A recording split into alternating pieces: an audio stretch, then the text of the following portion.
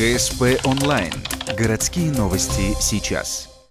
В четверг база «Снегири» стартует соревнования по горнолыжному спорту, а республиканский турнир ежегодно собирает десятки любителей экстремального спуска.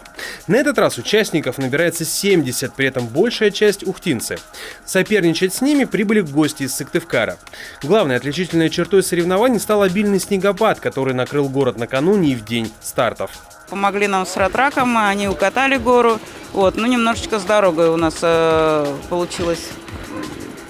не получилось почистить. Кое-как там добирались у нас сюда на базу. Для соревнований погода отличная. В принципе, такая не морозная, не погода хорошая. 10-15 градусов, это нормально. Не 20 градусов. Естественно, если температура будет ниже 20, то условия будут очень нехорошие. Как отмечают участники, неукатанная из-за снегопада трасса добавляет сложностей.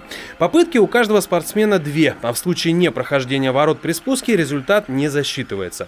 В первый день соревнований участники сражаются в специальном слаломе. Если постараться, пройти дистанцию здесь можно за 30 с лишним секунд.